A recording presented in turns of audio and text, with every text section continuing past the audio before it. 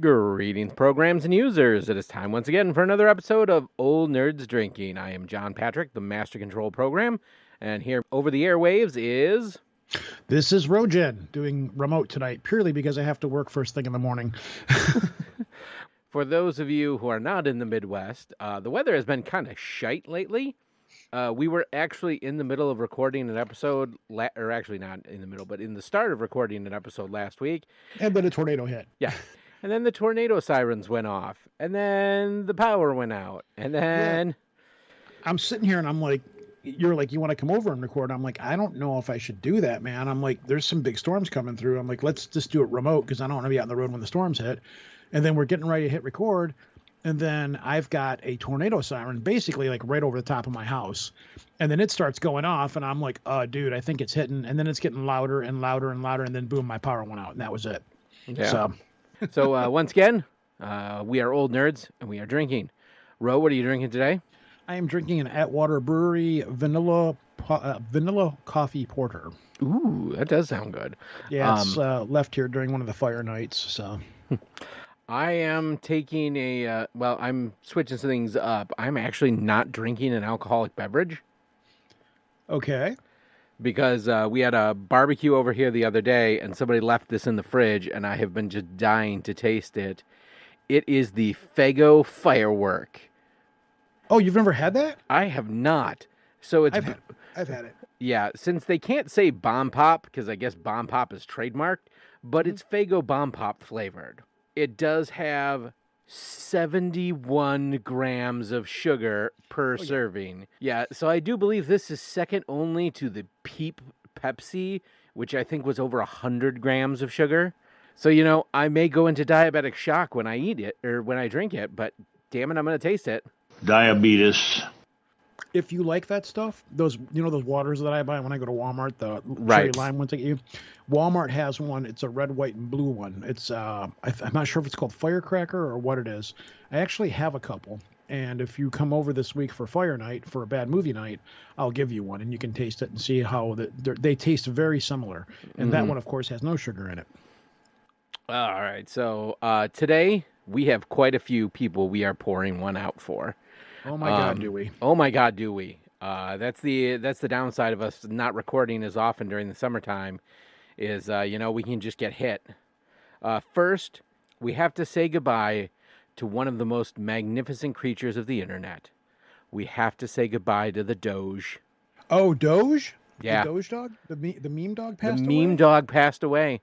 The bonk. Oh, wow. Yeah. He has risen, and we are all released from horny jail.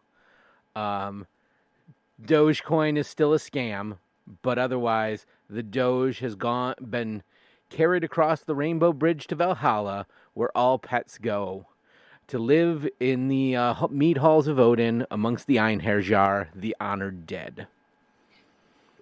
So, next up is Johnny Hardwick, the voice of Dale Gribble / Rusty Shackelford from King of the Hill. Man, I have such a love for King of the Hill. And Dale was always one of my favorite characters from it. I as the conspiracy gun nut, I kind of see a little bit of myself in Dale. Oh, no. No. No. But the voice actor who gave voice to Dale has passed away. We'd lost Bob Barker at age 99. He got as close as he could to $1 without going over. Well, here's the thing. I saw a TikTok and was talking about Bob Barker going to heaven. And some of the jokes they made is like, hey, all the pets on the Rainbow Bridge just got spayed and neutered, and they're making references to all the various Price is Right games. But then finally they're like, he's on his way, and then you hear the yodeling music. Oh my God, I remember that little mountain guy that would climb up the mountain. Yeah, it's like that's perfect. Like if Bob Barker's going to heaven, that's the music Bob Barker's going to heaven too. Those are the only two games that I remember from The Price is Right, too. The mountain climbing guy. Oh, the mountain climbing guy, Plinko, the Dollar Crush game. Oh, God. if I put my mind to it, I could probably name half a dozen. But and then finally, the most recent, Arlene Sorkinson, who was the voice of Harley Quinn in the Batman the Animated Series. That was the one that I actually learned something from her. I didn't realize that the character Harley Quinn came specifically from the Batman animated series. She was a character that was created specifically for Batman the Animated Series, and she's one of the few that really made the transition as a character that was only in that show to the comic books. Yeah, in a big way, because that character, like Batman, there are many variations of Batman. There are many variations of the Joker. You can tell that you have an iconic villain or character in the comic book when you see different variations of said character. And there's all kinds of versions of Harley Quinn.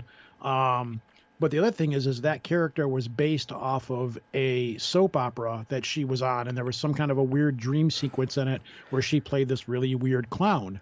And apparently she knew the guy that was writing for the Batman show looking for a character, so she kind of tossed him the idea, said, hey, how about this? And that was how it was all born, because she played this weird clown with a New York accent on that soap opera. And that's how it all came about. And man, I saw the video of that dream sequence from the soap opera, and it's cringy. It is. It's weird. There's so much polyester in that. So for all of you, we're pouring one out to you. You. Ow. That wasn't much of a clink, but hey. Yep. Okay. It does not taste like I'm drinking syrup, like the Peep Pepsi did. No, it's not bad. It doesn't taste that bad at all. But now that you've tasted that, I'll have the other one here because I already have a bottle of it, and I'll just save it off to the side or whatever the next time you come over. And if you like that, then the other one is a great alternative with none of the sugar. Yeah, and you know, I can't I taste all the flavors at once. So it's like, it's weird. You don't taste like the cherry, the blueberry, or what I think the clear is or the white is sometimes lemon. Sometimes I think it's just no flavor. Mm-hmm. But it's weird. I taste all flavors at one time.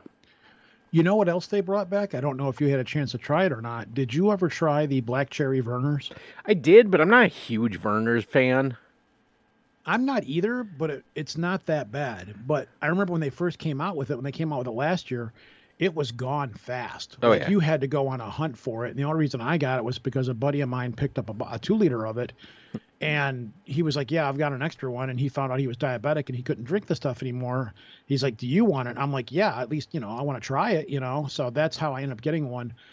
I don't know if it's something I could drink all the time because it is sweet. It does taste really good, though. But like I saw one at the Cattleman's Meat Market of all places. I'm like, what? Really?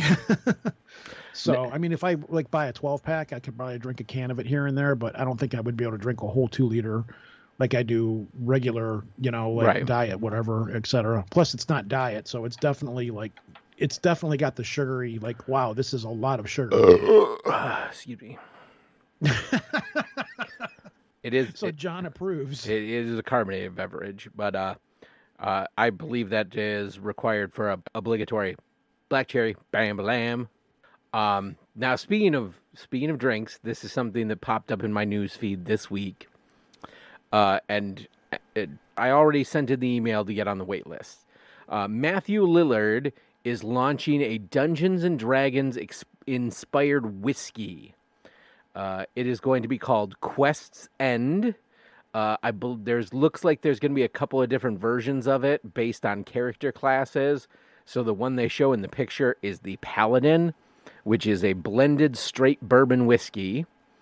Longtime Dungeons and Dragons adventurer Matthew Lillard is leveling up tavern menus with a new line of game-inspired spirits.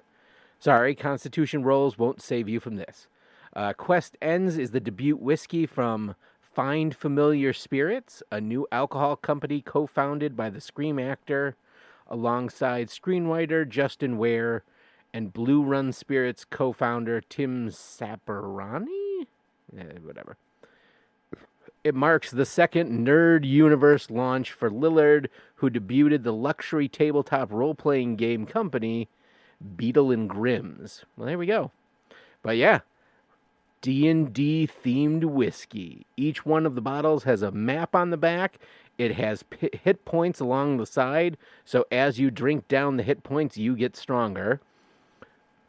It says one of the things we wanted to create was something very bespoke. So the bottle's beautiful. You're getting a story, an entire unboxing experience. How much is it a bottle? Oh, they don't say that, which means Ooh. it's a lot. I mean, if it wasn't super expensive, sure, I would buy a bottle of it, just to have it on the shelf because we're gamers, we're geeks, obviously. Like this is something catered to people like us. Because, of course, I bought the Alien Head vodka. I do not yet have a bottle of Crystal Skull vodka, but I would definitely probably buy a bottle of Dungeons and Dragons bourbon. But I wonder how much it's going to be. I'm guessing this is going to set you back at least $100. There's just no way around it. Like a good mid-shelf bourbon costs you about $60. This is good shelf bourbon, middle shelf bourbon probably with a gimmick. So I'm thinking $99. If it was packaged nicely, I could see it. But I don't think I would pay more than $100 for the bottle of bourbon. It's one of those things that it's on my radar. We'll see how much it is when it comes out, but there is definitely a chance we will be tasting this on the podcast. I'm 100% sure you'll buy it. I've seen you buy some pretty pricey bourbons. Mm-hmm. I've seen you do it. And on the subject of my poor self-control, yeah, there's buy. Well, I didn't buy anything, but man, am I tempted. There are 2 auctions coming up. One of them's going on, one of them's coming up. The big one is Prop Store, the auction house that has everything that I wish I owned. It's been brought up on here many times, yes. Yeah. They got the entire Expanse prop collection. Ooh. Everything from the show. I mean, not sets so much, but a couple of set pieces. And sadly, the auction ended today.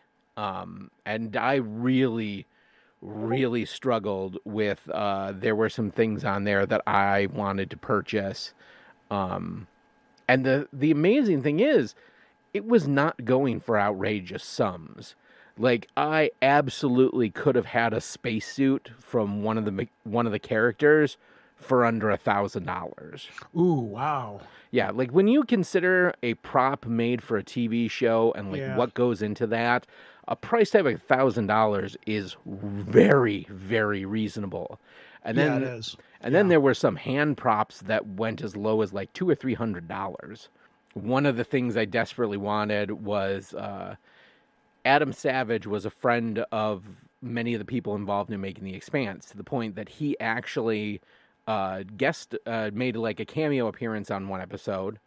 And then later on in the show, as a tribute to him, there is a salvage company in the universe that is called Savage Industries. And so one of the lots that was up for auction was one of the characters who worked for Savage Industries, his jumpsuit and his like gear bag that had the Savage Industries logo on it and like his character's name on it. And I think it went for like $600 or $700. So not a lot for me, but not outside the realm of possibility that I couldn't have liquidated a few things and bought it. Yeah, none of those are bad prices at all for that kind of stuff. And that show does have a good following behind it. Mm-hmm. I am honestly intrigued to find out how many pieces from this auction made it into Adam Savage's private collection. Oh, man. Because those aren't... I would like to see his... He needs to have a museum at a certain point. So there was at one time a Google Maps Easter egg where if you went to San Francisco on Google Maps and you looked at a certain street and one of the manhole covers on that street, if you clicked it, it would take you into a Google Maps like uh, an interior shot of Adam Savage's cave, his personal workshop, and where he displays his personal prop collection, some of the costumes he's made, and you can do like a street view style thing where you like look through his personal cave. Now, granted, this was 10 years ago, so stuff in there has changed. He's added more stuff. But yeah, supposedly that is a thing that existed at one point. I do not know if it's still out there. I was never able to find it. It was like an Easter egg hunt in Google Maps, and you had people trying like every manhole cover and like Google Street View in the city of San Francisco to find it. But yeah, that is one of the holy grails. Like, I would love to be able to, like, I know sometimes he does like charity auctions where he'll host private functions in his cave, and you can win a seat. And man, if I got an unlimited amount of money, I would absolutely find my way onto one of those guest lists. Adam Savage, I'm not stalking you. I just think you have cool stuff. So since they're selling this stuff off from that show, that was a show that it took me forever for you to get me to watch it. And then when I did watch it, I really loved it a lot. And it ended kind of weird. And then I know we had talked before that there's more stuff later on. Are they going to fire that show back up again, or is that it? So here's the thing. Have you heard anything? The book series in The Expanse, there is a point where the series does, I think, like a 20-year time jump. The TV show covers everything up to the time jump. So because of the way TV was working, the show was canceled on terrestrial TV. It was picked up on Amazon streaming. It got to do its last season on Amazon streaming. And there was a problem with one of the actors who it turned out was a scumbag. And that killed a lot of interest in the show. And they ended up having to completely rewrite the end of the series to kill off his character. Now, that does mean there is still a chance that they could do the remainder of the books as like movies or anything, wait like 10 years, and all the actors would be now age appropriate to play their 20-year aged characters. But will there still be interest by that point in the show? And that's the thing. Because you have the same situation with Farscape. Farscape now is kind of a relatively unknown show, but in its time when it was on Sci-Fi, it was very popular. Right. So much so that James Gunn used a lot of that show for inspiration for the Guardians of the Galaxy movies. But there's been a lot of people that are like, yeah, we need, can we have a sequel? Can we have what happened later on? Well, and plus, I was going to say, and then didn't the two main actors end up on SG-1 together? Yeah, correct. They did. And I think they were both in the Guardians of the Galaxy 2 movie. I know Ben Browder was, but I can't remember if what's her name was either. I think they were, but I'm not positive. Yeah. But the thing about Farscape is that show ended and wrapped up pretty well. The only reason it did because people were like, "No, you need to end this series." So they did like a short, like 5-episode series called The Peacekeeper Wars that ended it. Now, with what happened with The Expanse, I love The Expanse, but the one thing that I don't like about it, and it's not a bad thing, is that I like worlds. We've talked about how I like settings and stuff. Oh, yeah, I'm the same way. They did a fantastic job of making a setting in that show, in a world. You've got that big space ring, and then you've got all of the worlds, the potential worlds and ideas and places you can go on the other side of those rings. Yeah. And they kind of flirted with that with one or two of the episodes where they went to one planet and there was the thing on there that made everybody go blind or something. Yeah. But they kind of flirted with going to different worlds on there, but then they just left it. And it's like, this is a show where you have all kinds of potential to go into different directions and tell lots of more stories in this world. Oh, yeah. And so I forget how many books are in the Expanse series, but basically where the TV show ended and when the time jump happens, there's 3 books left after that. Mm-hmm. And those 3 books deal heavily with, in the 20 years, humanity colonizing a lot of those worlds and what goes on with it. I have not read the last book in the series because I am incredibly... It'll end it. Yeah, it'll end it. And Yeah. then I'm like, and then the series is over, and I'll be sad, and I have this fear of closure like that. So I don't It know. just seems like there's so much more that they could do in that world and in that series Oh yeah, because yeah. it's like, okay, well, okay, those character stories may be done, but you have so many worlds that are ripe for picking and so many things that you can do. And they're actually doing. They did a Kickstarter last year for a graphic novel series, which is based between when the TV show ended and when the time jump happens. Hmm. So dealing in that 20-year gap. Um, I think it's called The Dragon. Of Hmm. course, I backed it on Kickstarter, but they're publishing it as issues, and then it will be collected into a graphic novel. So I'm avoiding reading the comics because I want to be able to just have the graphic novel, sit and read it in one sitting. See, that's a world like what they're doing with Star Wars now. That they're going off into different directions with different characters and stuff. That is a show that they could very easily, or a book series, or some. I would like to see more shows, Oh yeah, and I mean but that's something they could really do. there It's is just a matter if the author would sign off on it. um there's two authors, and it's a pseudonym. I forget what the real author's names, but the writer under James S.A. Corey.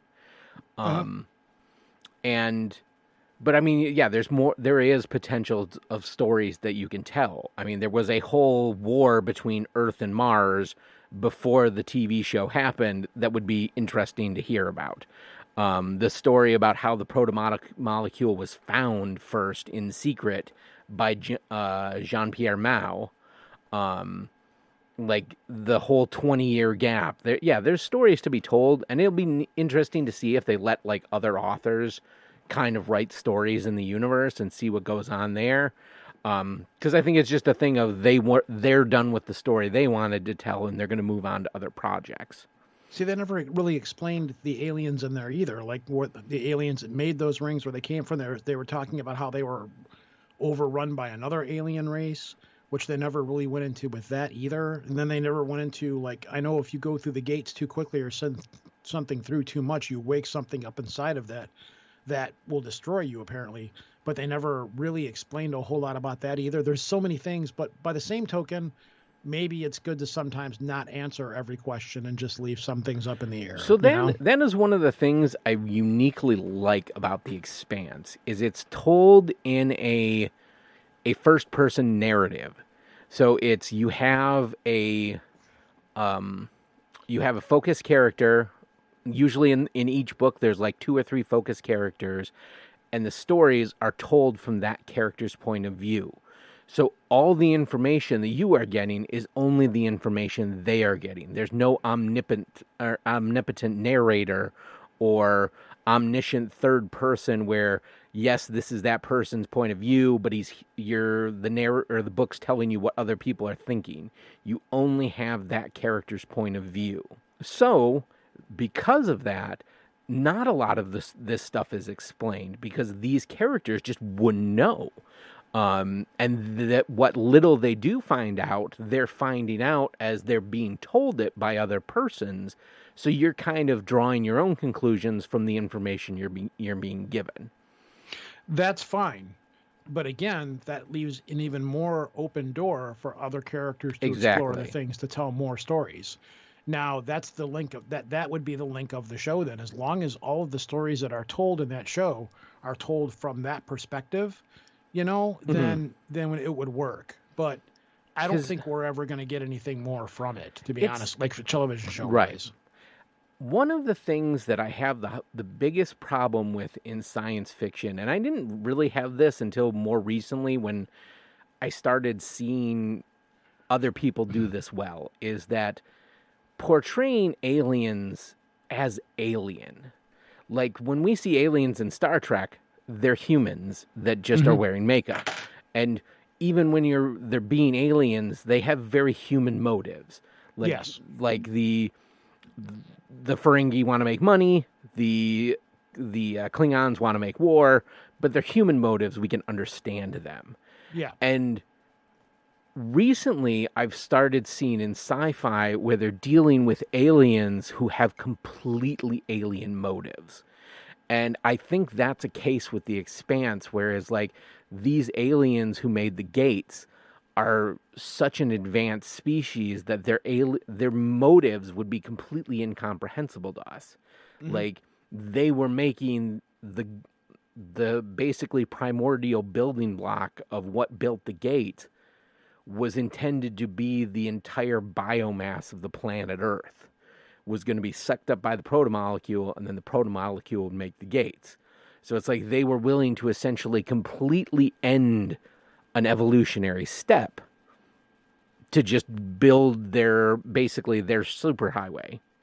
But correct me if I'm wrong, those were kind of on autopilot. They were just sent out, here, find planets, make us gates to get to other places. We don't know. They don't know. They never said it. It was, well, when they found, because when they went to the one planet where it was like the big supercomputer planet or whatever, they had said that the race has long since been extinct. Yeah, because and that was the whole thing. Is there's the two alien forces. There's the gate makers and the destroyers, and that was a planet that had been populated by the gate makers, and then supposedly in whatever cataclysmic apocalypse ended the gate makers, that's what was left on that planet. See, I just assumed that they were like machines where they were just put there on autopilot. This dropped off, okay, make a gate. You know, they're like robots that you just drop off more or less. So in the other books, they find other planets that have structures left by the gate makers. Yeah. So they learn a little bit about it. But they, like I said, I haven't read the last book to know like what the final end game is. In the Three Body Problem series by Chen Liu, that was honestly one of the first ones where I'd seen it, where they showed an alien race who had completely alien motives, and I could not get into that book series. I tried, I just couldn't do it. Well, what fascinated me about it was you're seeing the trope of the first contact, but you're seeing it from an entirely different cultural perspective. Mm-hmm. Like what we would think would happen in First Contact versus what would happen in communist China if they made First Contact. And yeah, like the first book is honestly the most approachable. They just get weirder into like the third book, where you learn like it's not just the humans and the Trisolarians. It's like there is a whole universe of other races that are essentially at a level of technology that would basically make them gods to us, to the point where dimensions of reality are weapons of war to them. There is a race of aliens that you just find out, they discover the Earth, and because they see the Earth, any other species, as a possible rival to them, they just destroy the Earth solar system by collapsing it from 3-dimensional into 2-dimensional. Yeah, see, it's a little heady and takes a lot to wrap your head around. Yeah, I remember listening to it on an airplane flight, trying to get into it, and I was just sitting on a plane with my eyes closed, and I just could not. Because I remember the big thing, the synopsis of the book was that physics was wrong. There was some kind of a micro. Well, it was the aliens. So it was the Trisolarians. The other aliens had a much higher understanding of physics than we did, and they created these machines called sophons that were actually, so like there's 3-dimensional space. They were made in like 5th-dimensional space. So even though it was the size of an atom, it had a surface area of like greater than the surface of the Earth. So it had all this technical programming in it that it could do all these things, but it was the size of an atom, and we had no way to see them. And that was like how the Trisolarians like tried to basically prevent Earth from doing anything that could have stopped them. Mm-hmm. If I remember correctly. It's been a while since I've read it. But Netflix is making an adaptation of it, so we'll see how that goes. Yeah, but it's Netflix, and my faith in Netflix with sci-fi adaptations, especially since Cowboy Bebop has Well, greatly waned. Plus, who knows what's going to happen with this writer strike and everything. that is the big X factor is the writer's strike, because those bastards pushed Dune to March. Everything's going to get pushed. Oh You my just God. have to know that everything is going to get. So now that we've meandered on about that, let's talk about the other auction that's coming up. And I literally just found out about this as I was opening up my computer to call you.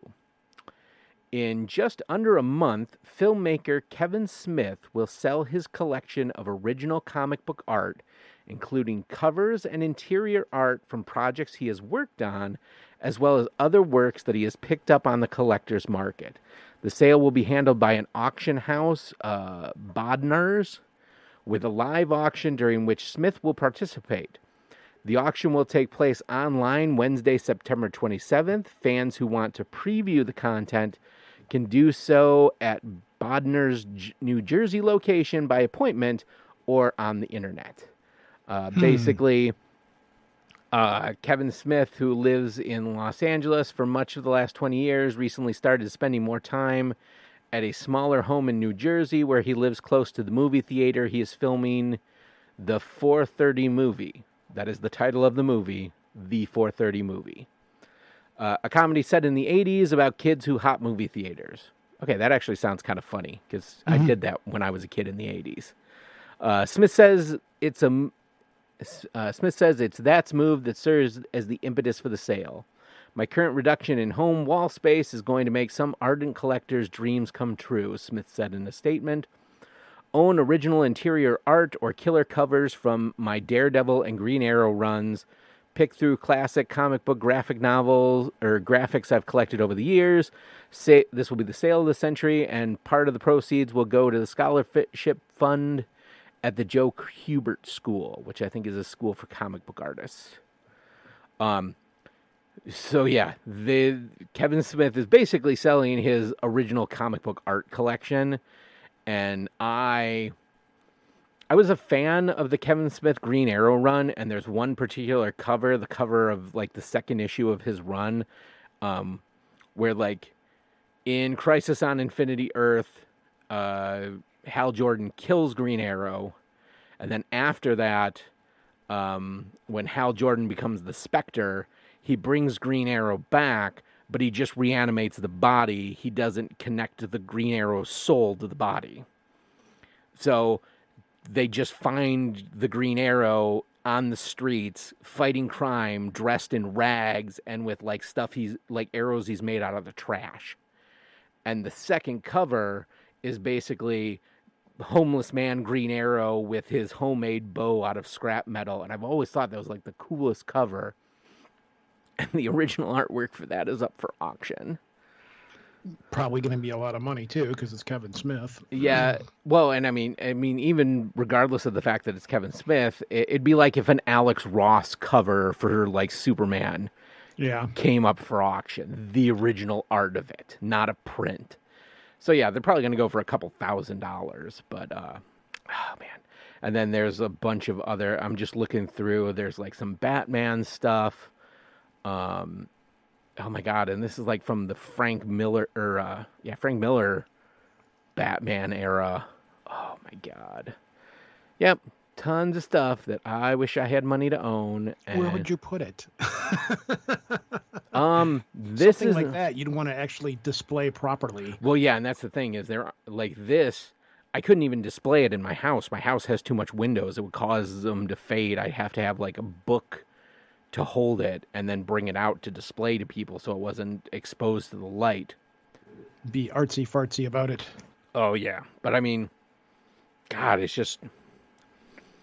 I did like the Kevin Smith runs of the comics that I read. I don't remember much about them now, but I didn't think that they were that bad. There were two. Well, I remember his run of Green Arrow, and I think I have most of those comics still. And then he did a mini-series at Marvel, Spider-Man Black Cat, The Evil That Men Do. And it was a 4-issue mini-series, but there was like a 2-year gap between like the first two issues and then the end of it, because Kevin Smith was writing it. He started writing it. He got attached to a project, and then it just disappeared from production. And then years later, they're like, "Oh yeah, here's the last two issues." That's weird that Marvel would allow something like that to happen. But I very specifically remember there's a scene in this comic where there's a henchman who is in jail, and they're trying to get him to reveal information about it. And so, like, Spider-Man is outside of the window of his prison cell, and he's like, "Well, what are you going to do to get me to talk? I'm already in jail. You can't hurt me." And he's like, "Well, I'm going to have the black cat here sing you melodies from Andrew Lloyd Webber's Cats." And so it's just the black cat standing on the like ledge outside of his thing, singing memories from Cats. And like all the artwork is the disjangled notes, so you can tell that it's sung terribly. I'm like, that is the funniest damn thing I remember. That was one of the characters that they were supposed to do something with in regards to Spider-Man in a future project, but apparently the word has come down that after at the end of this phase of the Avengers and the Kang War and Secret Wars, they're going to reset the Marvel Universe and start recasting people. And so there's a good chance that they might have a new Spider-Man at that point. So that's what they're saying right now is going to happen. But I got it. Again, with the writer's strike and stuff, who knows what's going to happen? Yeah, well, and it's a point where you kind of have to, because the actors are starting to age out. Well, the actors are starting to age out, but it's because now they have all the properties back. It would be easier to just reboot the MCU and start it over with mutants and the Fantastic Four and all that, instead of having to like hodgepodge them into the universe and be like, "Oh, hey, yeah, remember there's been mutants this whole time," or like, "Here's this catalyst event that just mutants happened." But how are you going to have Magneto, who's been a mutant since World War II? So it even goes further back than that. You've got Apocalypse, who's always the first like, mutant. I fucking hate Apocalypse. Like he. So, like, probably the villains, or just even the characters I cannot stand the most in the Marvel Universe are Apocalypse, Mr. Sinister, and Venom. Venom I don't mind so much, even though they've done a horrible job representing him. Well, it's because he was never meant to be a hero. But they've just been shoehorning him for years because the fans like him so much. It's like, well, if the fans like him, we can't keep him a villain. We've got to make him an anti-hero. No, just let him be a villain. The fans can like villains. It's okay. The fans like the Joker. We've never tried to redeem the Joker. The Joker is always the Joker. Well, that's not necessarily true. In the beginning, Venom was a villain because he didn't have the control and all that stuff, but as time went on, they adapted to one another, and his progression from villain to anti-hero took a while. It wasn't something that they did just really quickly like the movies are doing. Like the movies are like, okay, boom, he starts off as an anti-hero right off the bat, whereas in the comics, it took him a long time to become an anti-hero. And that's one of the things where the movies really failed. And plus, you can't make a Venom movie without Spider-Man. Like to try to do that 100% agree with that. And I feel the same way from Secret Wars. Yeah. So you can't just have Venom pop up without Spider-Man and without Secret Wars. There's other ways you could do it, but you cannot do Venom without Spider-Man. Right. And it's the same way I feel about them doing the Joker movie. It's like I have absolutely zero interest in a movie about the Joker that doesn't involve Batman. He's a psychopath. He is, in the darkest versions of him, just fucking despicable.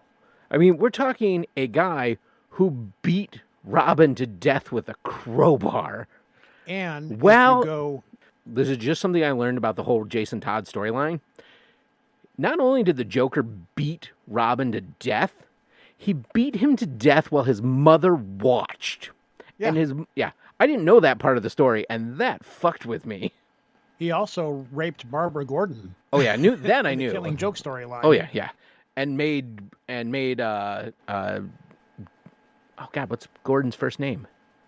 Bill? Oh, I don't remember right now. I'm drawing a blank on I it. can't remember. Um, Jim Gordon, that's and what it is. yeah, it Yep, made yep, Jim yep. Gordon like watch a highlight reel of that. Yeah, Joker is a dark villain. So yeah, I don't want to see a movie about why Well, he is again, the Joker was just a villain. They made him darker as the years went on, but he was a crazy, insane villain. And then he was another character like Venom that even though they never made him an anti-hero, they made him crazier and darker as the years have gone on. They just But he made was him never more. in the beginning. I was gonna say Crazy. they just made him more depraved. Yeah. And it worked in that case. It works in that situation. Like have you seen the preview for Kraven the Hunter yet? So I have, and Kraven is actually one of the Marvel villains I kind of enjoy, because in the show, well, I mean, in the original comic books, he was just a guy, and he was just a guy who was like the best hunter in the world, and decided, well, if I'm the best hunter in the world, I'm gonna have to hunt the most dangerous game, and the most dangerous game is superheroes. So mad respect for making that choice. And again, it's one of those things where it's like, how are you gonna make a Kraven the Hunter movie without Spider-Man? Exactly. Because Kraven the Hunter's whole shtick is Spider-Man. They appear to be going the anti-hero route with him in the previews as well. Mm. But again, that's another movie. Like, I don't need to have unless they're trying to do like they're trying to gear up for the Sinister Six. They've been trying to pull this off forever. Because Vulture was supposed to be a part of it. Yeah. All of these different characters. And if I'm not mistaken, Michael Keaton as Vulture appeared in Morbius? Supposed to, but did not. Oh, okay. And the reason why is because the Mobius movie, I didn't think the Mobius movie was that bad. It does have its problems. And a lot of those problems had to do with Marvel and Sony really not communicating with each other very well, which is dumb. Those two need to sit down and be like, listen, hi, we're Sony. This is what we want to do. This is what you want to do with Spider-Man. Hey, let's all play well together and let's do this correctly. We all want to make shit tons of money. So let's work together and make shit tons of money. And let's do it properly and tell these stories the way that they should be told. Because Sony really just doesn't get it. They really just don't. The only time that Sony works is when Marvel is working with them to pull it off correctly. But anything Sony does on their own, like the second Venom movie, they really didn't handle Carnage all that well for the most part. I don't know. I mean, I don't like to go on. I'm trying not to go on. You mean when they made 20-something Cassidy into 60-year-old Woody Harrelson?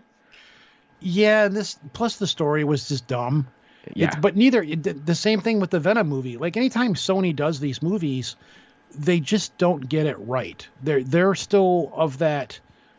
Like, say what you will about Disney, but Disney, yes, they're money oriented, but Disney does try to make decent movies. They try to, where because Sony's they just understand. Like Disney, I think is more than other studios understands that you can't just put a name on a movie and expect people to go. Yeah, you got to make the fans happy, because if the fans are happy, they're going to like it.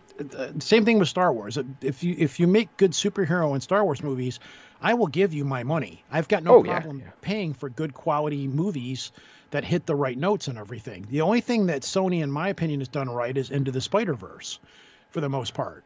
Outside of that, not so much.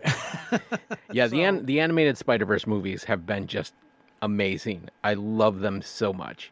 Yeah, they've been really spot on, but they also tell different stories.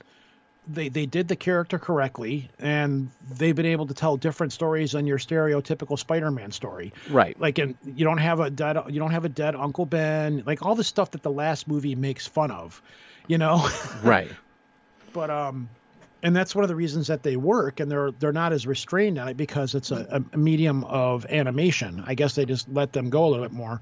Well, that was my favorite thing about the Tom Holland Spider-Man is like Marvel just went, yeah, he's Spider-Man. You know where Spider-Man comes from. Exactly. We do not need to rehash this again. You guys know where Spider-Man comes from. Yep. I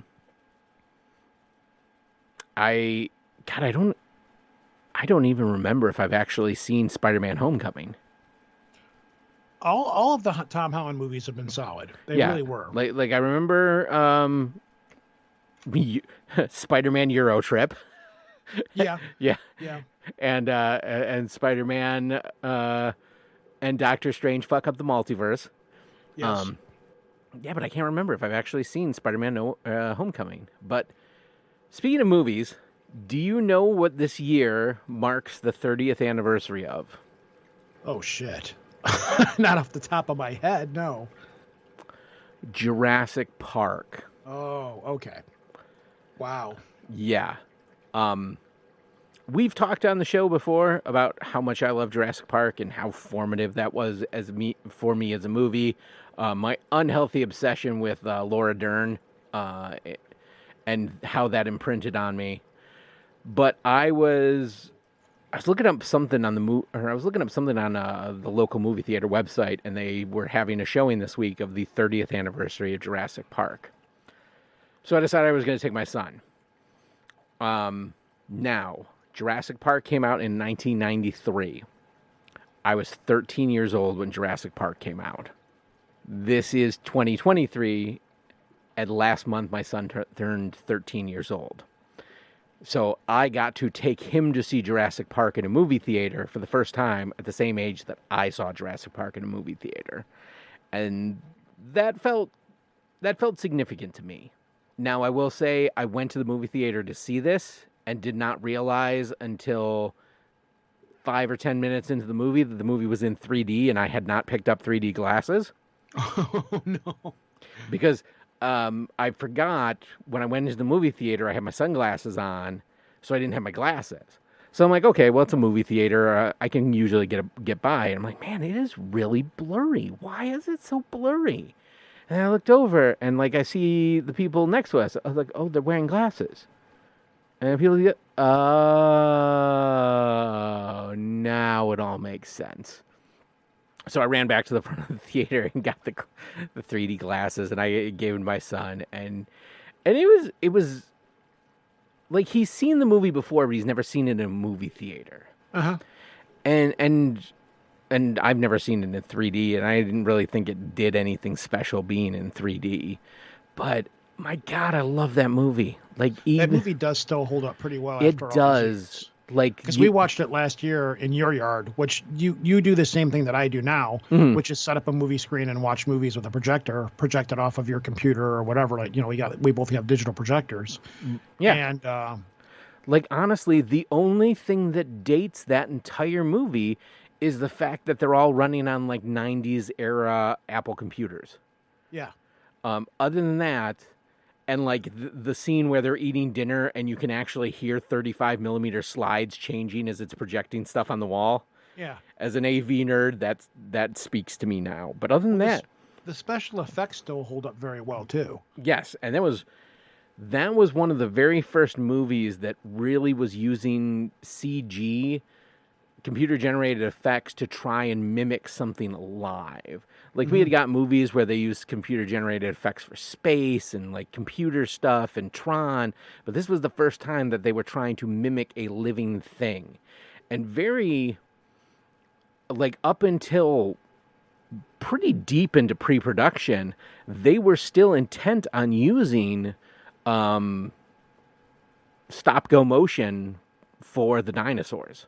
Really? Like Roy Harryhausen? Yeah. Like Phil Tippett Studios had made full-size maquettes of the Velociraptors, and Steven Spielberg had test shots of them. And like, he's like, I can still see the blur. It doesn't look real to me. He could still see it. Yeah. And even his kids were still like, oh my God, like there's a dinosaur. And he just was like, no. And then they went to computer generated. And in a lot of the shots, I know they did still make animatronics, but it was like blended. So when the T-Rex is like compressing the one car down with the two kids in it. The T-Rex like head is a real object, but his arms and legs are computer generated, and the car's partially computer generated. But they were the first people to use combination of live action, computer generated, all of that stuff put together. Because I think that even dates the Star Wars prequels, correct? Yeah, That's before the Star Wars prequels. Yeah, because the prequels were 98. I remember specifically because it was just after I graduated high school. I remember when my grandparents went and saw it, and they were just blown away by. That was the thing that they said the most. So they loved the movie, but that they were blown away by how realistic the dinosaurs, like they looked walking across the field and stuff like that. Oh yeah. Like I said, it was, and like I said, it's one of those things where you don't even notice. Like nobody has a cell phone because they're on an island in the middle of nowhere. Why would they have cell phones? Yeah, exactly. So yeah, well, the other thing is, like, you don't have movies like that anymore. Well, where you see it and you're blown away by this. Like we're so used to special effects now. Yes. That, now when we see something like, well, yeah, that's what they can do now. But with Jurassic Park, nobody, like you said, no one had ever done anything like that before. So people were going to see it just because it looked so beautiful. Oh, I remember vividly the summer it came out. That was still when the only movie theater locally was the Wyandotte Dollar Show, and they only showed second-run movies. So if you wanted to see a first-run movie, you had to go to the movie theater in the mall.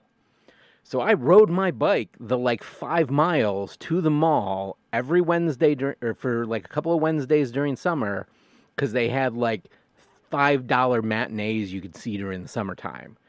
And I believe at least 3 times I saw Jurassic Park at the mall theater, and then when it came to the dollar show, I think I saw it I think I went almost every once a week. Jeez, dude.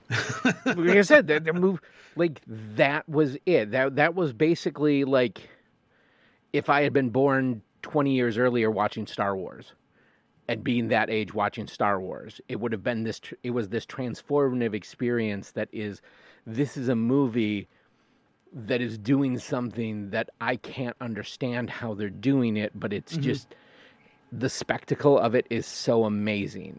And I was a dinosaur kid. I love dinosaurs. Here is a movie where there are dinosaurs. I get it. I do. I understand. I will say, though, I thought of something when I was talking earlier. The other thing that stands out that kind of dates it, Sam Jackson chain smoking inside. I didn't even think about that. Yeah, it's just one of those things that you just don't think about anymore, that nobody in movies smokes. And very few people in movies who smoke inside. And there's just Sam Jackson, every scene with a half smoked cigarette in his mouth. That is something really incredibly odd to pick up on. Yeah, it stood out as wow, yeah. But it's and of course it's a John Williams score, so it's the iconic music. Steven Spielberg directing, and it just Phil Tippett Studios doing the effects for it. And I was watching the closing credits, and do you know what I saw in the closing credits? No, John, what did you see? Kathleen Kennedy, executive producer. Oh, yeah, that doesn't bother me. It was so disjointed to see her name. What? Because in my mind, she's just the woman who's kind of ruining Star Wars right now. But then it's oh man, you executive produced the formative movie of my childhood. I gotta kind of cut you a little slack on that. I don't hold the things that she's done in the past the problem. The problem is the stuff that she's done recently. So, plus she was a lot younger back then and stuff. So that might have been one of the areas that she really got young and she needed the money. She was young and needed the money. But still, you can see, that's what's weird when you look at these old movies, you can see the connecting threads of how a person got probably where they are now. Well, and it's just, it's so weird sometimes going back and looking at things and seeing familiar names. That's how it is when we have the bad movie nights. And right. You see all the old names pop up and you're like, what? That person's in this movie? I remember distinctly watching old reruns of Roseanne and like noticing that one of the writers on the show was Joss Whedon. Wow, I never knew that. Yeah.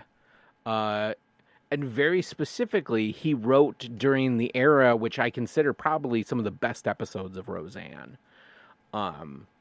Which is when they, like, Dan owned the bike shop, and like they both, it was just this period where they were both, Roseanne and Dan had a good relationship, and like they were happy because even though the bike shop wasn't making a lot of money, they were doing work that made them happy. And so it was just this, like, kind of where the show hit its stride. And then to find out that, oh, Joss Whedon wrote that. You know, the guy who wrote Buffy the Vampire Slayer, which is also one of the formative core things of media of my childhood years. Well, teenage years. I never got into Buffy. I never could get into that show. It just wasn't my thing. Like, I was super into it until it hit the point where she went to well, I should say it worked weird because Buffy the Vampire Slayer was about Buffy being in high school when I was in high school. The year that she graduated from high school and they blew up the town was the year that I graduated high school. So yeah, that was like, because I mean, it was like, this is what I could be living if my world was in the fantasy world. And, you know, at the same time, I'm like super into role-playing games. So it's like, oh, okay, well, this is like what my life would be like in a role-playing game. But after the point where she graduated high school, I kind of lost all interest in it. Like, I watched the first couple of seasons, like the first season or two where she was in college, and it never spoke to me the same way. So do you mind if I change gears a little bit and we cover the Ahsoka thing? Hold on, because there's like right specifically on this subject, there's another thing I wanted to bring up. Another story of John's poor impulse control. You know, I collect vinyl. Yes. One of the vinyl companies I follow that does like small pressings of boutique stuff, they did a vinyl repressing of Songs in the Key of X. Okay, and I'm lost on, I don't know what that is. So this was a CD that came out, and it was music inspired by the X-Files. And it was like released on CD, and it only came out, came out when the show came out, and then everybody just forgot about it. But like, there are some huge names on this CD that recorded tracks for this CD that were literally only available on this. So there's like songs by Sheryl Crow, there's songs by the Foo Fighters, a couple other like big names, but they only released these songs, and you could, like, they were never songs that were released on like Spotify. It was kind of one of those things where you had to have the CD. And I was just super excited that they made a copy of it on vinyl, so I bought it. We were watching, we went and watched Miami Connection again. We rewatched it the other night, but we watched the Riff Tracks version of it because I've never seen the Riff Tracks version of that. Yeah. Well, I joined this website. It's a yearly subscription site, and it's called grindhousemovies.com. Oh, you did get that. $50. What's that? You did sign up for that. Yeah, and it's actually, well, I'll get into it in a second, but we were watching it, and I'm like, you know, my buddy John has the soundtrack to this on vinyl. And everybody got a good laugh out of that. But it's a good site. I actually kind of want to talk to him about maybe setting up some kind of a sponsorship. Oh, wait. But you... Okay, yeah, no. I had Miami Connection and one of the Sedaris movies mixed up. Okay. Well, they're very similar. They are. So Miami Connection almost could be a Sedaris movie. Yeah, Miami Connection is Dragon Sound. Yes. But Grindhouse Movies, I think it's just a few guys that, like me, have a mutual love for these old B-rate movies and these things. And they got a good amount on there. They don't have a whole lot on there, but they do have a good amount on there. It's worth the $50 a year that I'm paying to go on there and watch movies on it. And they also have, just alone, which makes it alone, in my opinion, worth it. They've got like all of the riff tracks are on there. Oh, nice. So, yeah, it's great because you can, like the other night when we were sitting around, it was like very last minute. I was like, what are you doing? Oh, not much. What are you doing? I don't know. I'm just like messing around until I go to bed. It was like, hey, do you want to watch a riff tracks? So we jumped down there and we're like, well, let's watch something we don't have to think a lot about. We've already watched Miami Connection. We know it's bad, but it's been a while. It's been about a year and a half since we've watched it. I'm like, we've never seen the Riff Tracks version, so let's throw this on and let's watch that. And it was pretty funny, but after I dug into it, there's a whole lot of Riff Tracks that are on there. I think there's all of them on there. I think they made a deal with the Riff Tracks guys and they got them on there. And they're adding new movies to it all the time. Like there's like you log on a site, it's got, coming soon. It's got a whole bunch of movies, and then they've just added, and they're always adding more to it. So I could see their search function isn't all that great on there, and they don't have any kind of watch party option. So when we watch it, we all just have to go on Messenger and everybody will count. I'll go, 3, 2, 1, play, and then we all press play at the same time as we're watching it. But I know for backyard movie parties, I'm definitely going to get my money's worth out of it. I've already watched maybe 10, 12 movies off of it. So I've definitely gotten my money's worth out of it. It's just nice to be able to have a place to go to find these really off the wall, obscure movies that you can't find anywhere. Like when we're watching when we're sitting in the backyard watching the Grindhouse movie trailers, which you can go on YouTube and type in Grindhouse movie trailers, and you'll see like people have taken these movie trailers together and put like 2-hour-long things where you can just sit for 2 hours and just watch these Grindhouse movie trailers. Oh man, and some of them are so bizarre. Oh yeah, and that's the thing too is what was the Butcher one? What's what? What was the Butcher one? Oh God, I don't remember the one you kept saying, the Butcher. Where it blew my mind that it was still the same trailer because it was like 5 minutes later. The movie trailers were different back then. It wasn't that unusual to have a 10-minute movie trailer that's basically the whole movie, and there'll be many times we'll be sitting there and we're like, wait a minute, is this the same movie trailer? We're like 6 minutes, 7 minutes into it. It's not like now where it's just boom, boom, boom, boom, boom, blah, coming this September or something like that. Grindhouse movie trailers back then, they basically showed you like a good 10 minutes of the movie. They showed you almost everything in the movie. And you're sitting there going, is this still the same movie? But the problem is, like, as you've discovered, when we're sitting around, we're like, we should watch this movie. Well, a lot of these movies are so old and so obscure, and movie theaters back then weren't owned by big corporations. They were owned by more independent people. So if a big blockbuster, it wasn't like now where every week a new blockbuster movie's coming out and that moves into theater 2, and then the movie in theater 2 moves to theater 3, so forth. It wasn't that way back then. So they had to get movies into these movie theaters to get people in to watch movies. Right. So everybody on the planet was making movies to get into these sleazy movie theaters, just for whatever. And it's not like that anymore. You when you go to a movie theater, you're going to see some major Hollywood production studio, unless it's some obscure, like Everything Everywhere All at Once or some independent movie still like need that. to see that. And they've got some backing to them. So it's funny you should mention the Grindhouses because there's a book I got off Kickstarter, the Subversive Sci-Fi book. So that's part of a series they did. The first book was like Transgressive Horror.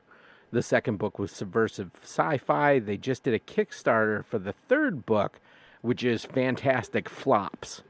Movies that were like all the things were done right, like the right cast, the right money, everything was done, and then the movie just flopped. Oh, there are many like that. Oh yeah. John Carter from Mars was one of them. Waterworld, yeah. But anyways, so I just did the Kickstarter survey of it, and they're like, "Well, hey, what should we do for the fourth book?" And so I sent exploitation or Grindhouse. That was what I did. What I said was Grindhouse movies, really dig into like some of these obscure Grindhouse movies that may not even live in digital anymore, that may only be remembered in the people who saw them, and kind of like hit on some of them. So that was my suggestion. We'll see if it plays out to anything. That'd be neat. That'd be cool. I'd be willing to try to set up a show with those guys to do an interview with them.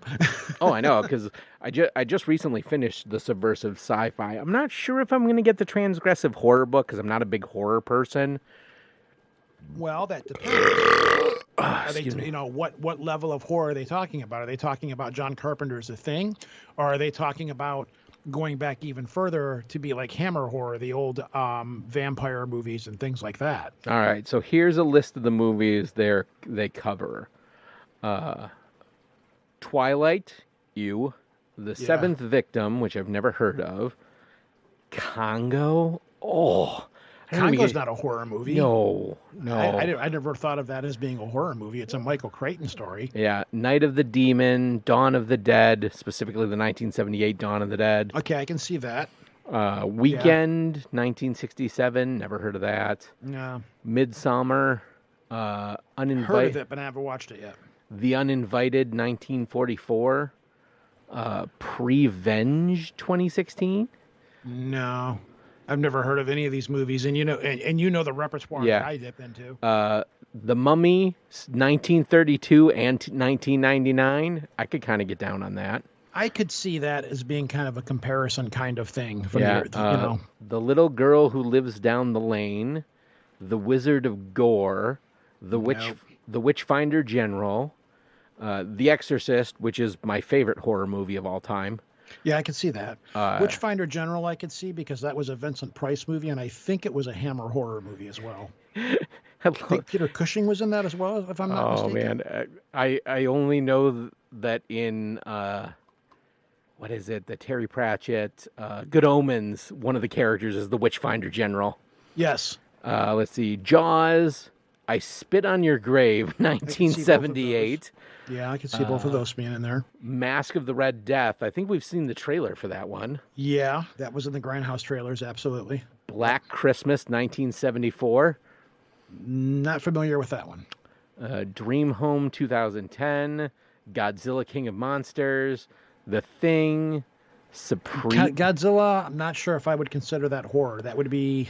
When it came out, it probably was a horror film. It was billed as Tucker and Dale versus Evil, The Dead Zone, Frankenstein, Alien, Audition, The Hound of Baskerville, and The Blair Witch Project. The Blair Witch Project I can see because that movie was kind of revolutionary in what it did and the story it told and how it was filmed and everything. Less about the film and more about like the viral marketing they did to it. The surprising thing is, I don't like Alien that much. Really? What is wrong with you? My heart...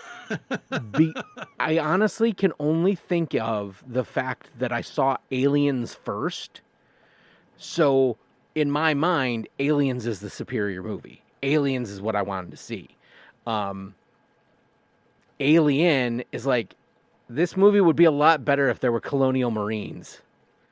And honestly, I've hated every Alien movie since Aliens, specifically for its lack of colonial marines. Yeah, every day is an adventure, every meal is a banquet.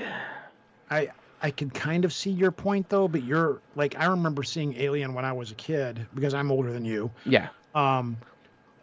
And that is another movie that still, in my opinion, holds up very well because... Oh, yeah. I mean, I'm not saying it's a bad movie or even that I there are dislike... kinds of movies. You have Ridley Scott versus James Cameron. Yeah. And that was the thing is they took filmmakers. Incredibly different directions on it. And it's just... But like in my... Like, again, going back to world building, Aliens, like the whole... Like the world building of...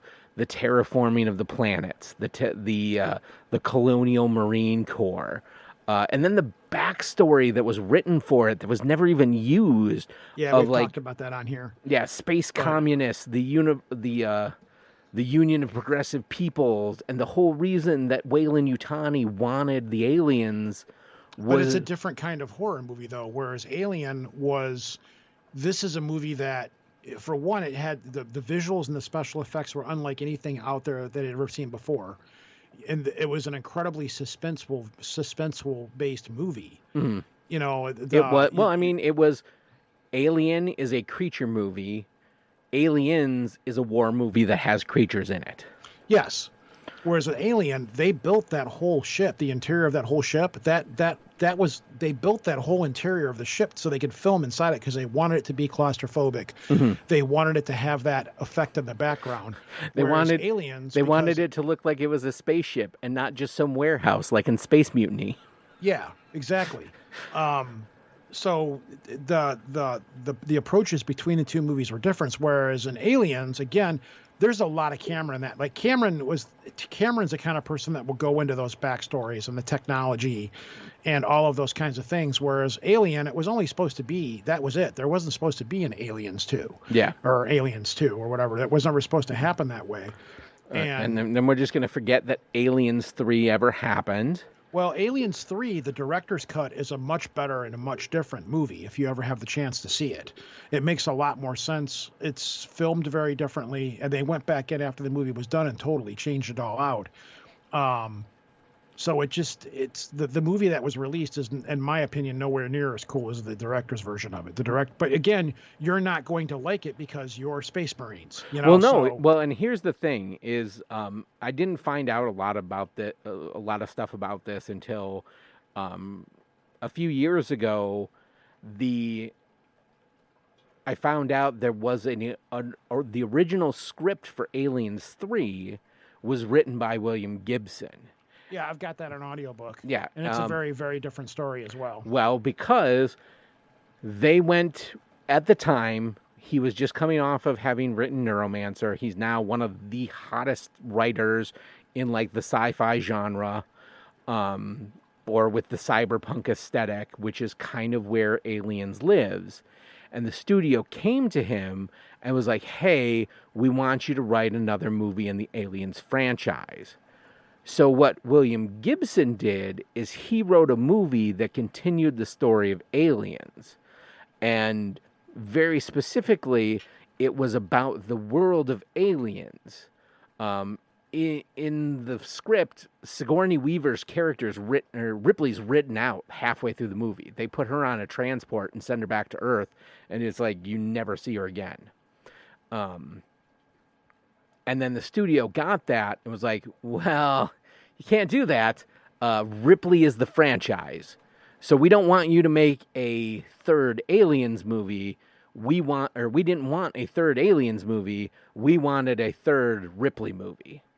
And so they got another writer, completely scrapped the William Gibson script, never saw the light of day, and then they wrote the movie that would become Aliens 3, which is basically the third movie in the Ripley trilogy, not the Aliens trilogy. Yeah. And absolutely no hate to Sigourney Weaver, and absolutely no hate to Ripley. It's just, I really, really would have liked the William Gibson because I wanted the world. Did you watch the last two? Prometheus and what was the other one? Shoot, it's slipping my mind. Yeah, no. Somebody took those two movies and re-edited them into a 3-hour. They took both those movies and re-edited them into one movie, and it's actually a lot better.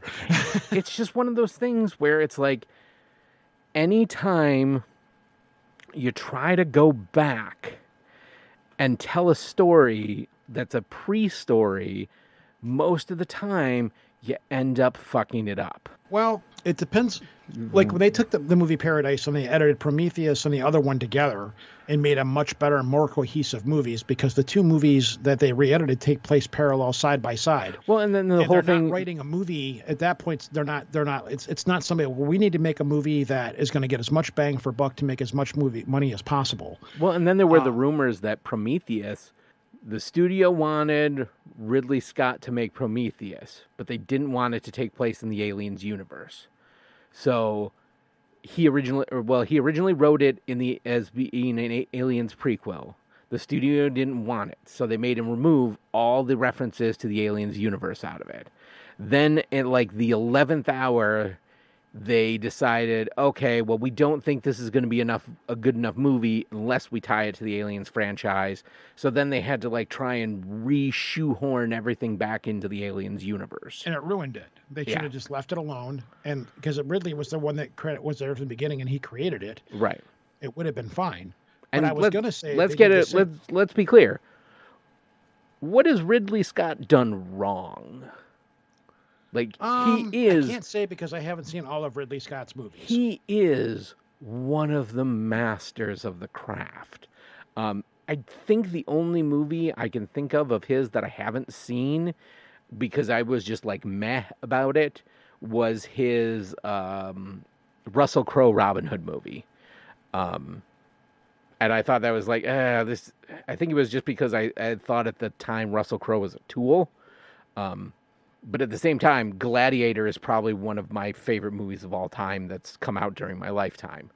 The Napoleon movie that's coming out looks amazing. Like zero historical accuracy to it, but it looks amazing. Very, very famously, the last movie Stanley Kubrick was working on when he died was he wanted to make like this incredibly epic Napoleon biopic. And so I'm interested to know if like Ridley Scott drew from that, because Stanley Kubrick was, let's face it, he was a bit on the spectrum. So he had found or created a complete historical record of Napoleon's life from the day he was born until the day he died. Every day of Napoleon's life, Stanley Kubrick had this card catalog that told where he was, what he was doing, who he was doing it with, and what was going on in the world. Okay. That is how deep Stanley Kubrick wanted to get into this Napoleon film. See, for me, Stanley Kubrick is 2001, and that's because I haven't seen a lot of Kubrick's movies, which is probably somebody that I should really get into, considering that I've become kind of a cinemaphile for the most part. But I remember seeing 2001 and hating it.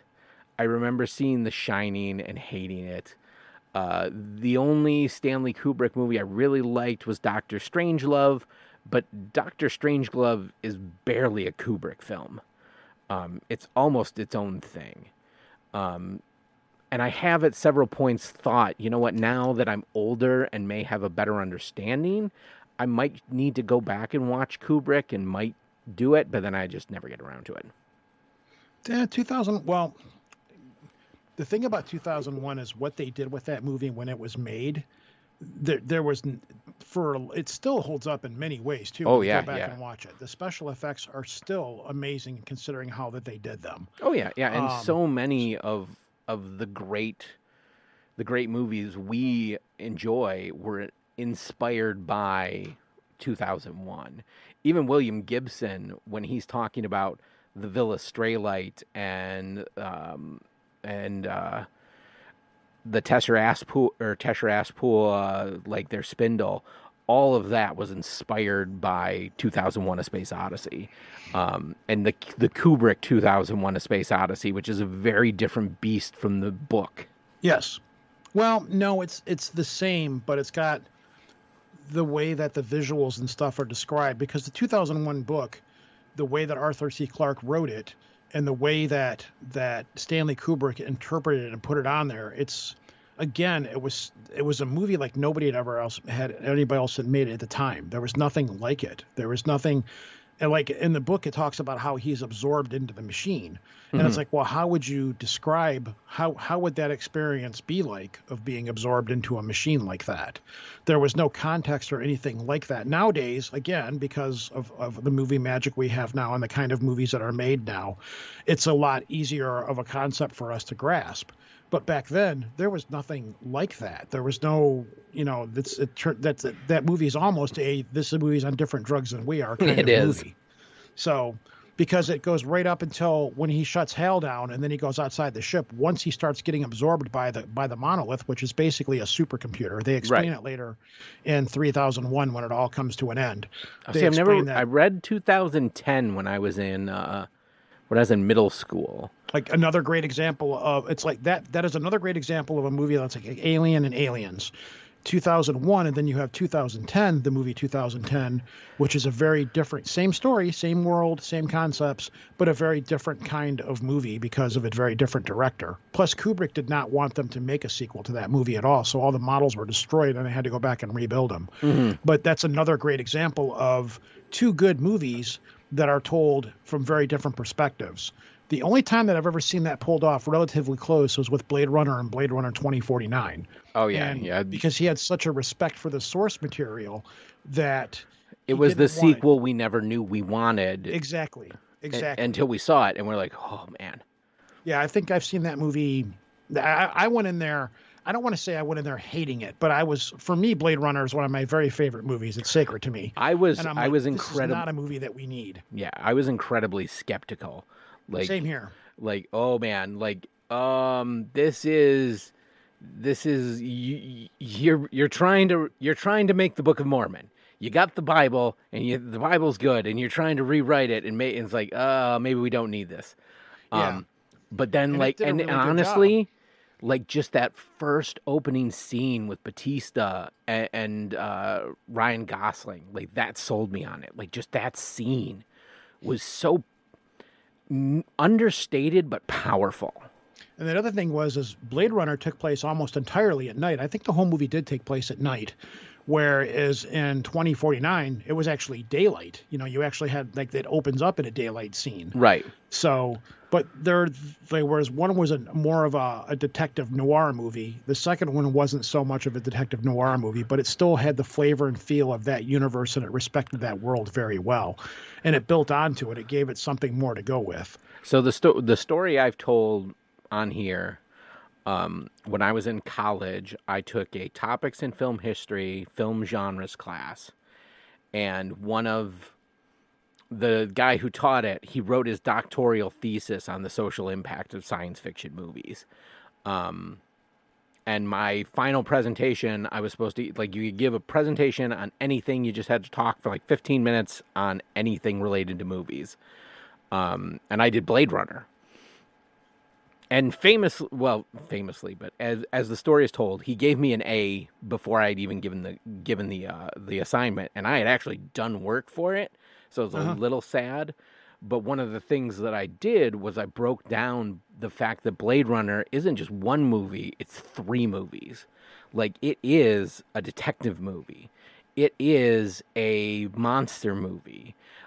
It is kind of even a war film, because you have, like, the character of like Roy Batty as the soldier without a war, and so, like, you have on so many different levels different stories being told in the same movie.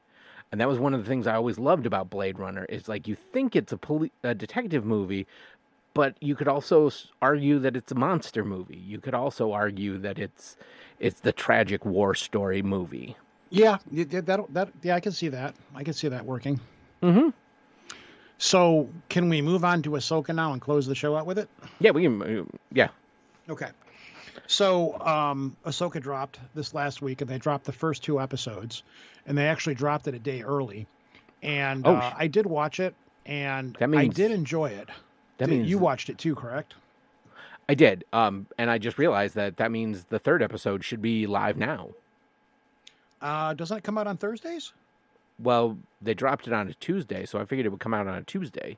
I'm not sure if it is or not. I couldn't tell you. I know I probably won't be watching it till probably Friday, because of the way my work schedule and stuff is. It doesn't really allow for much TV watching when I get home. Usually, me and the wife will watch TV, and that was kind of where I was going with this. Is I watched it, and I watched Rebels. Tuesday, August 29th. It's live right now. Is it? Okay. I watched Rebels, and I've watched a lot of I didn't watch all of the Clone Wars. I watched most of Rebels, and I watched the key important episodes of Rebels. So I knew going into this show what I was going into. I knew who the characters were. I knew the backstories with them and stuff like that. And I was worried because I'm like, well, my wife has never watched any of these characters. She's only seen the movies and the television shows thus far. So she's never watched any of the cartoons. Doesn't know that, Anakin had a Padawan and that she left the Order and all these kind of things.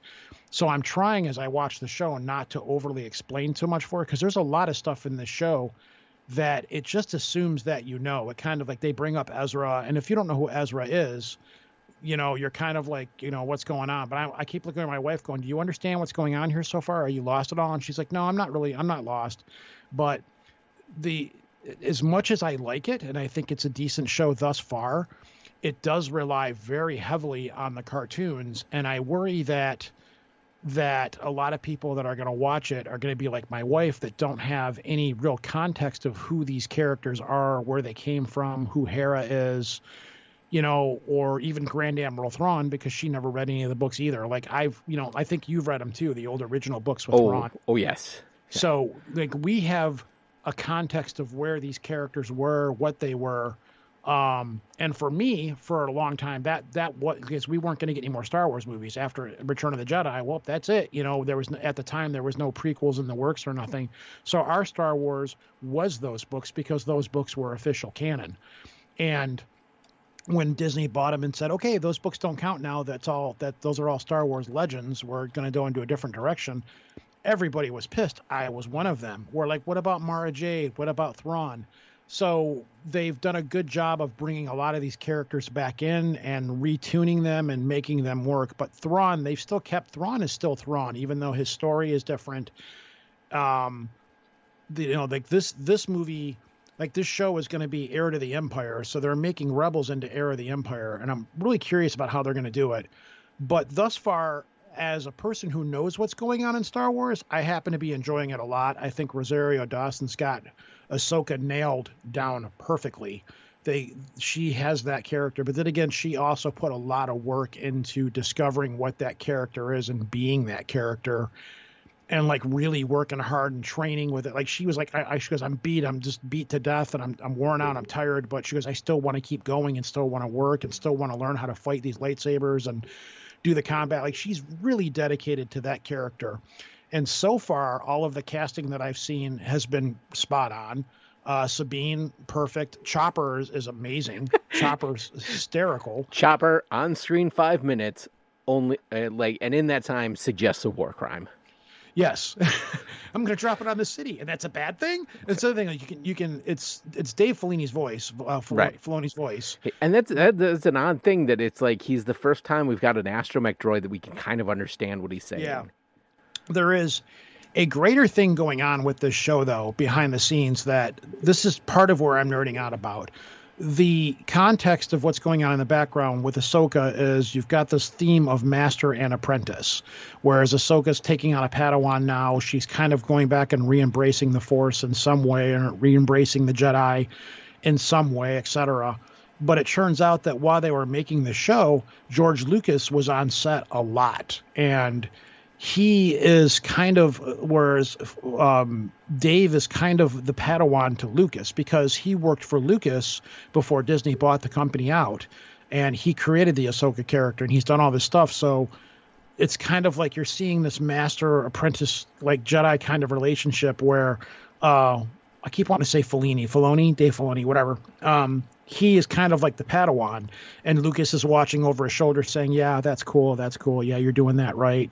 So it's still, of the Star Wars shows, it definitely has, you can feel George's presence involved with it, if that sounds right. Whereas with the Obi-Wan Kenobi show, that was originally supposed to be a 2-hour movie, and somebody went back and re-edited it as a 2-hour movie. I believe it's 3 hours. And if you haven't got the chance to see it, do find this guy's fan edit. It's amazing. It makes it into so much better. Disney needs to hire this guy, because I didn't think that it needed to be shortened. I enjoyed Kenobi as it was. Well, I didn't mind it, but there was just, you could watch Kenobi and see there was a lot of filler and a lot of fluff in there that just didn't need to be there. Like the scenes of Leia running through the woods, and there was just a lot of stuff in there. I understand why it was there, because they wanted to take something that was supposed to be 2 hours and make it into a full series. And I really wish they hadn't done that. It would have been fine if they'd have just made it a 2 or 3 hour, you mean movie. Like the god-awful 10-hour Snyder cut? Yeah, that's exactly. It had that Snyder cut feel to it, where there was just a lot of stuff in that show that didn't need to be in there, and it kind of muddied it up and drug it down. And that's one of the lessons apparently that Disney is learning, is like, hey, we don't need to make these 4 or 5 episodes long or whatever. Just like when they did it last year with the Werewolf by Night show. That was one very good, self-contained, cool little story. And I would have been fine if Obi-Wan was more condensed and written better, because that was we were all waiting for that. We're like, finally, Vader and Obi-Wan Kenobi. A lot of people, well, we don't need to have it. Well, they're going to do it. Let's do it. I was hoping it would have been better, but we got what we got. And it wasn't bad, but that was what I was going to bring up earlier, is that, when they took the Kenobi show and they stretched it out, like, hey, we got to make this in as much as we can to get more viewers, to get as much bang for our buck out of it. And a lot of people were like, you didn't need to do that much. So hopefully with the Ahsoka show, because of the way they're doing it, it'll be much better. They hopefully have learned their lessons. But I've also noticed something else about this show. And I think this is the direction that they're going to take Star Wars into next.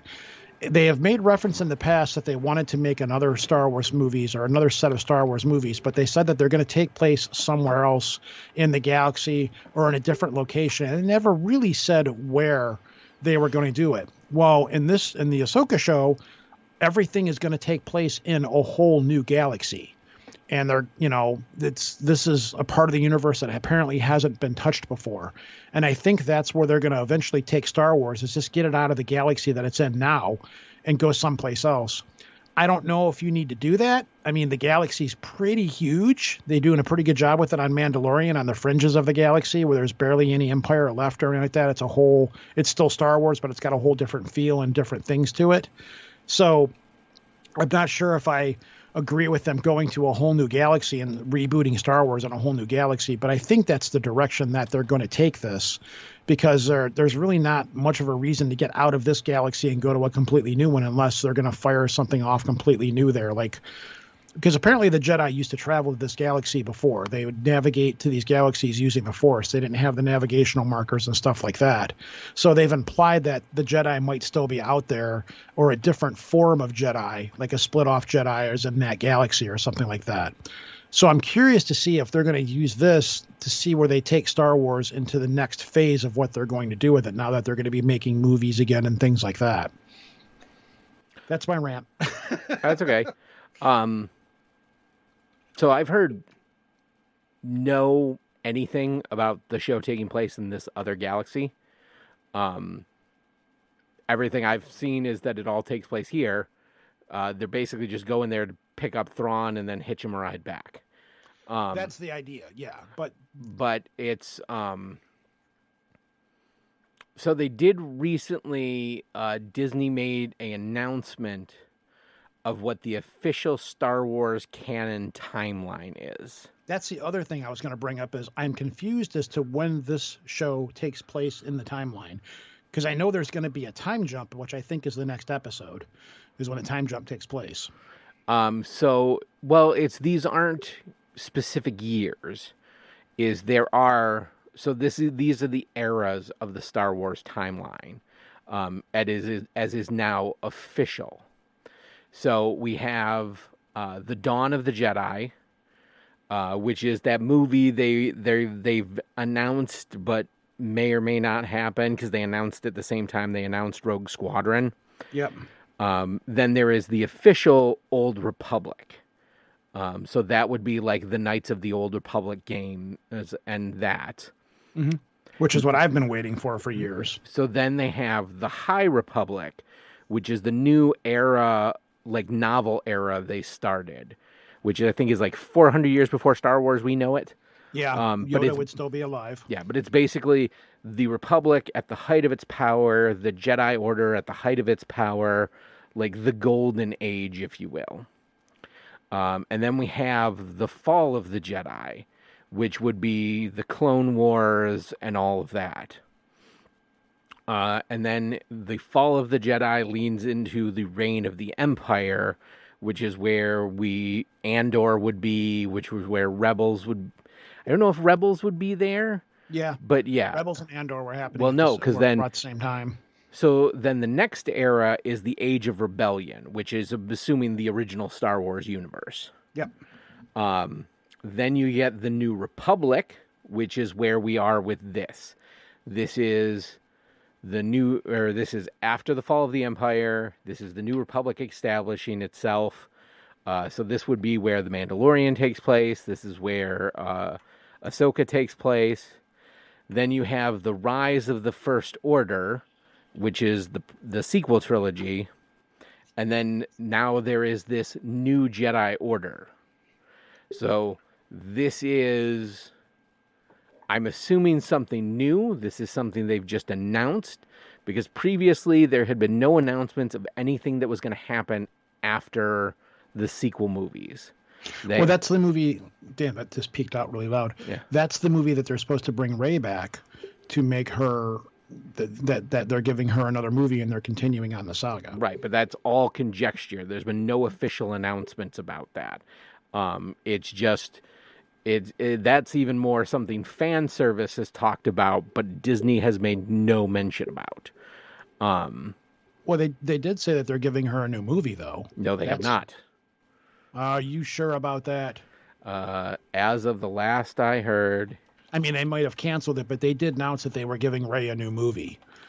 Because me and you were talking about how it'd be nice if they actually, if they could bring John Boyega back and actually give him, because that was one of the things about the last movie. They strongly intimated that John Boyega was going to be strong in the Force or a Force user of some kind, and they took that idea. No, I am mistaken. They did announce that there is going to be, let's see. Lucasfilm announced 3 new upcoming standalone movies during the opening of Star Wars Celebration 2023. Yep. These new Star Wars movies include a story about the founding of the Jedi. That would be the movie that will serve as the finale to this era of interconnected Disney shows, and a return of Daisy Ridley's Rey. But still not fucking Rogue Squadron. No.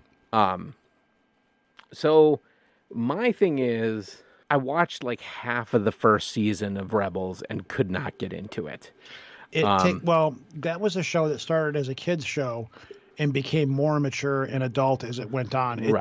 You have to give it a couple of seasons for it to really start to build up and get to where it's going. And honestly, I have no interest in devoting that much time to it. Like, if I need to read a plot synopsis, I'll read a plot synopsis.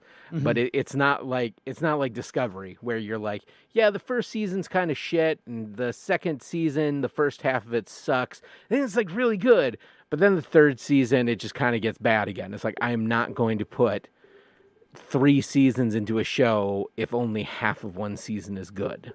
Mm-hmm. I just don't have that free time available. I get that. So I have none of the reference. I mean, I know who the characters are in Rebels. I know the basic plot outline. I knew they brought Thrawn back, kind of reworked who Thrawn was. I knew what happened in the finale of Rebels. So I have that frame of reference. The other thing is that, like, there's so much new stuff that's in the Ahsoka show. Like, they got the Witches of Dathomir. Me and you know who they are. Well, that's what I was about to say, is like, but what I do have is a extreme amount of information about expanded universe, lost canon, and the things that I see in Ahsoka are like, there's huge homages to the Heir to the Empire novel series. The funny thing is, in Heir to the Empire, they never mention the Witches of Dathomir. They do. It's the book before that, The Courtship of Princess Leia, that takes place on Dathomir, and like is where a lot of what we know about the Witches of Dathomir come from. Mm-hmm. None of which translated into new canon. They completely rewrote who the Witches of Dathomir were, just the same way they completely rewrote the canon of the Mandalorians for the new universes. Mm-hmm. But so in the Heir to the Empire, we have the Dark Jedi, or the insane Jedi, Joruus C'baoth, and he mirrors the new Jedi and Apprentice. I don't not in any specific way. No, the other guy was insane, whereas this guy, we don't know what his backstory is, but I think he's meant to fill that part. Exactly. He's meant to be that character. And instead of the clone of Luke Skywalker, cleverly named Luke with like 2 U's, we have his apprentice. But the thing that stood out the most to me was the ship, the Eye of Sion, that giant ass ring ship. And the whole backstory of Joruus C'baoth was he was a Jedi Master that was part of a Jedi project called the Outbound Flight. And the outbound flight was a attempt to traverse to another galaxy. And what they did was they took 6 Republic dreadnoughts and welded them together into a giant ring ship. Here's the other thing that also ties into this. That ring is very reminiscent of when you had the prequels. The Jedi fighters were not equipped with hyperdrives, so they had to lock up to one of those rings to fly off to another planet or something like that, because the Jedi fighters did not have hyperdrives themselves. That was just really, really stupid storytelling. But anyways, I didn't get that. I was gonna say I was focused more on the fact that it's a callback to the outbound flight, or the unexpected shout out to Treasure Planet. Yes, that's what I was going to bring up next. Many people's favorite forgotten Disney movie. And if you watch, I've gone and watched the scenes. There's so many of them. It's almost a shot-for-shot remake. Anytime they've got that Golden Globe, it's the exact star map from Treasure Planet.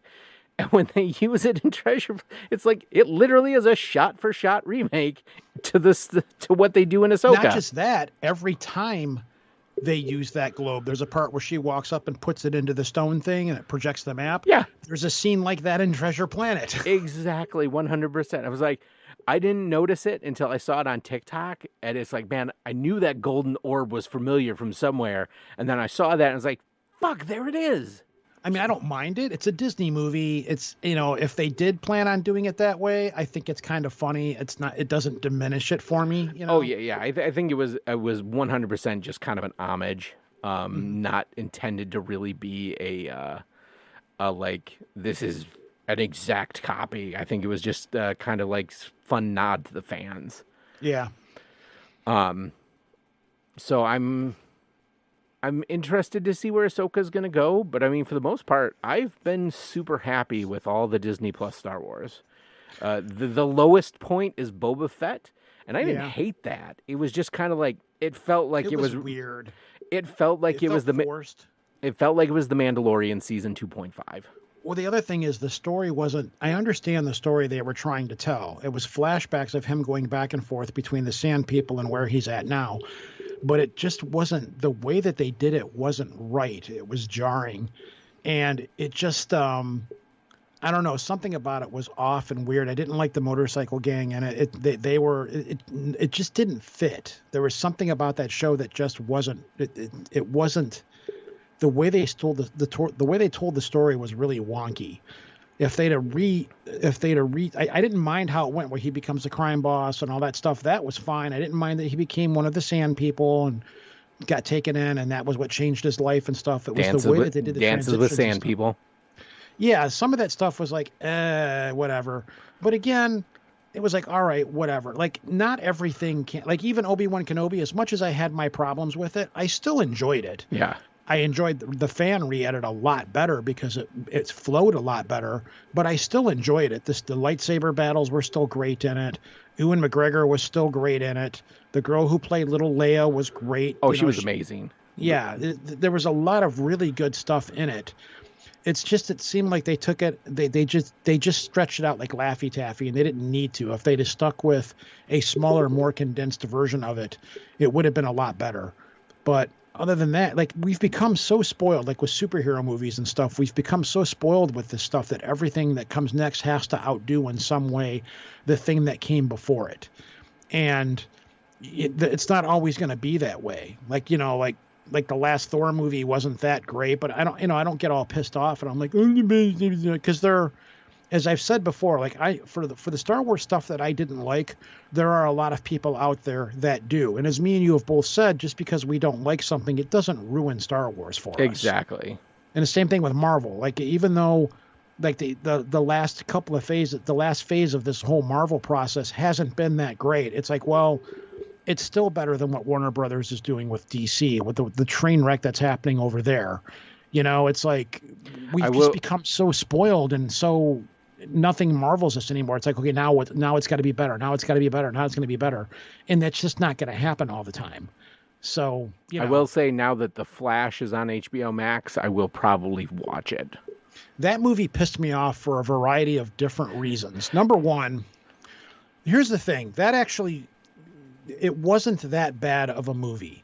It had its faults, but Ezra Miller is such a piece of garbage that it ruins the movie. But this is the first Ezra Miller movie where I've seen where the guy actually can act and does act fairly well. He has to act two different versions of himself, and he does it pretty well.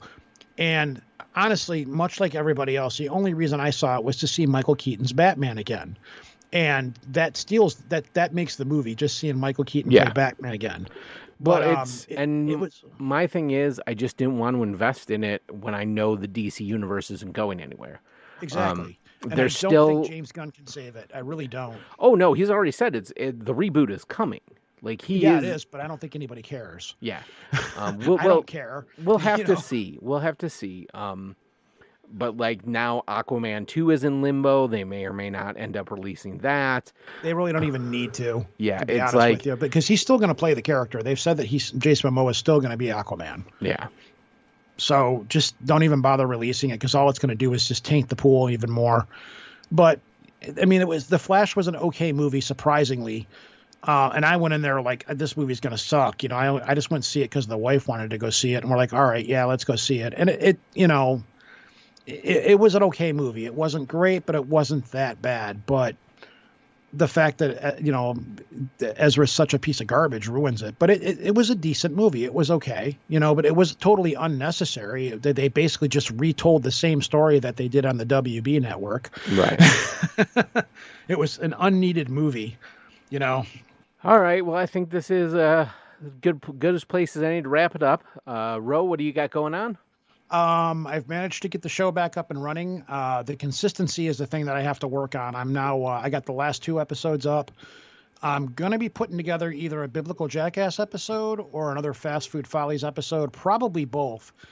But yeah, I'm putting it together, and, I'm going to try to get some shows back up again. It's just a matter of when I can sit down and record them and edit and process them. You know how it is. You edit this show. Yeah. So, All right, and you can always find us at the Old Nerds Drinking Facebook group. Come for the podcast, stay for the memes. And with that... End of line. Over? Did you say over? Nothing is over until we decide it is. Was it over when the Germans bombed Pearl Harbor? Hell no! German? Forget it, he's rolling. It ain't over now. So, what's the plan? Take car, go to Mum's, kill Phil, sorry, grab Liz, go to the Winchester, have a nice cold pint, and wait for all this to blow over. Might as well write him off. Let's close up the bridge. Let's get out of here. Close it up. Lights out. Where are you headed, cowboy? Nowhere special. Nowhere special. I always wanted to go there. We're going streaking! Yeah! All right, move on. Nothing to see here. Please disperse. Nothing to see here. Please